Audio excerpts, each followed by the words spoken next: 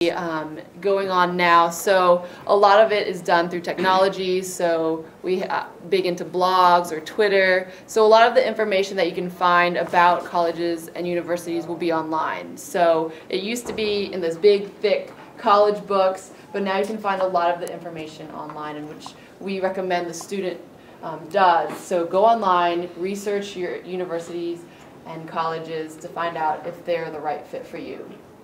So,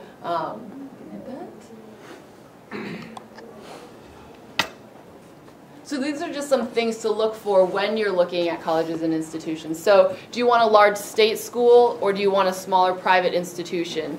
Really look at the class sizes. Do you want to be in a class of over 100 students, or do you really want a class size of about 19, which is what Emory offers? So the smaller class size will let you really interact with the professor a lot more. A lot of them will hold office hours for the students, versus if you go to a larger school in those 200 student person classes, you might not get to interact with the professor. It might be more lecture based versus conversational classes. So Emory likes to really focus on having smaller class sizes so that the students can learn from each other. It's more discussion based.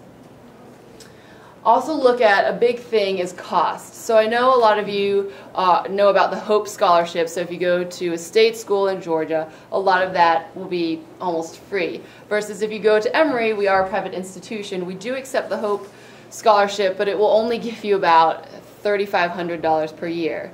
And the next slide will show you some other things to look for. Again, study abroad opportunities, research opportunities. If you're into getting into the labs, again, Emory is a medium-sized institution, but we have Yerkes and the CDC right next door. So if you're interested in getting into the labs, Emory has the resources of a larger research institution, but we give you that small feeling, that small setting.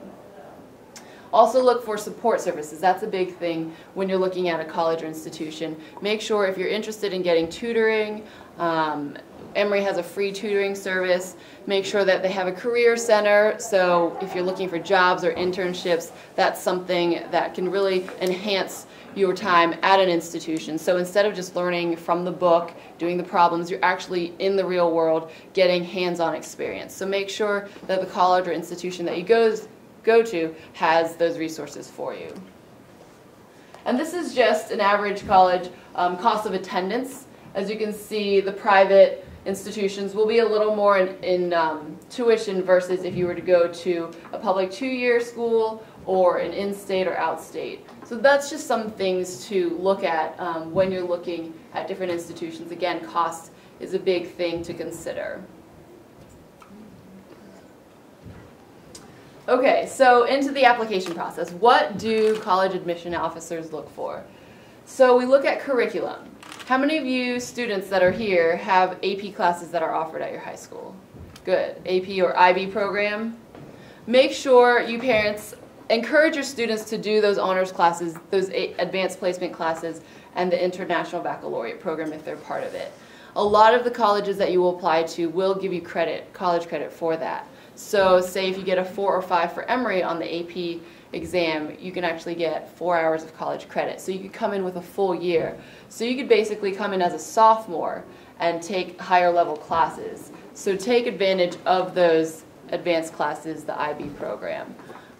When we get your application, we actually get a profile of your high school, so it tells us what classes are offered at your school. So say your school offers 32 AP classes, but your child chose to take 0 of them. You will not be a very competitive candidate when you apply to schools, because we get students who take 5 AP classes, starting their freshman year. And we look to see what was available. So if your school doesn't offer AP classes or the IB program, we don't penalize you for that. We just look at you and see what you could have done in your high school. The next thing they do look at are standardized tests. So the SAT and the ACT. Make sure your student studies hard for those tests so that you only have to take it once. But if you need to take it multiple times, that's okay. For the SAT, a lot of institutions will actually superscore it. So you can take your SAT score 5 times, and they'll take your best math, best verbal, best writing, and put it together for the best score. For the ACT, we only take your best composite score.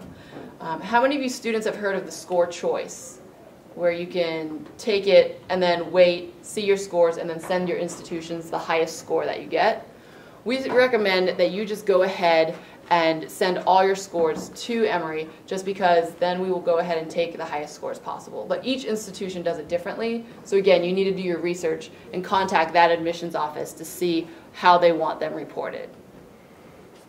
We look at GPA, so grade point average. For Emory, the typical incoming freshman had about a 3.82 on a 4.0 scale. We look at class rank, but a lot of times class rank isn't even reported. Some schools don't do class rank, but if it's there, we will look at it. And then the strength of your secondary school. So we obviously know that different schools have different, types of rigor. Some schools do offer the advanced classes and some don't. So we look into that when we look at your application. Some other things that we look at are your letters of recommendation. Emory only requires that you send your guidance counselor recommendation. A lot of students want to send teacher recommendations, recommendations from church leaders, or anything like that. You can do that, but again, contact the office and see if they want that. So Emory really only wants your guidance counselor recommendation. If you send us 10 other recommendations from your teachers or anything like that, they'll all say the same thing. After the first 2, it'll all say, Sally was a great student. So you don't need to flood us with 10 different recommendations. Extracurricular activities. We know you students are busy in the classroom, but we want to see what else you do. So do you just sit at home playing Xbox? Or do you get out into the community? Do you play a musical instrument? Are you in a band? Do you do volunteer work? Do you have a part-time job? Do you take care of little brothers and sisters? So, we understand that if you have a part-time job or something like that, you can't get as involved in different, student organizations. But we really want to see leadership roles. So we don't want to see you join the Beta Club, the DECA Club, NHS, and like 20 other clubs, but no leadership. So as you get into your senior year, your junior year, really try and take leadership roles in those activities. And if you haven't gotten involved in different activities, get involved now.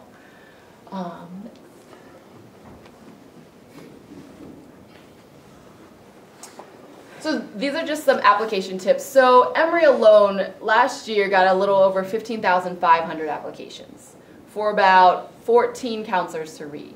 And we read every single application. So a lot of institutions might have automatic admit if you have a certain GPA or SAT, and automatic deny. But Emory, we don't have that. We don't have any minimum requirements. So we will read every single application that comes to us, even if the student has straight Fs. We still give them a full read.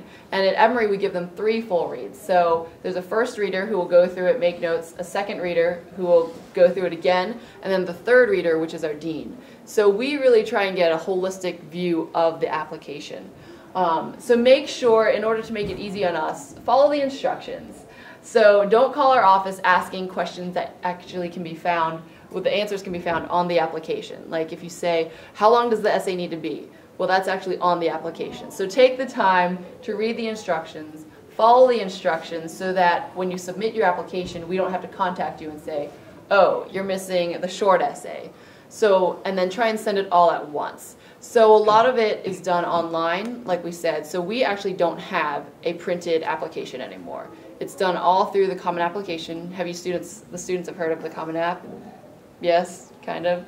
Well, it's all online, and it's an application that over 300 different universities use. So you would just fill out the application once, and then you can choose all the different schools that you want to send it to. So just make sure if you want to send paper, or if you want to do it online, you just stick with that one form. So don't submit a paper in an online application to the university. That would just cause more work for us.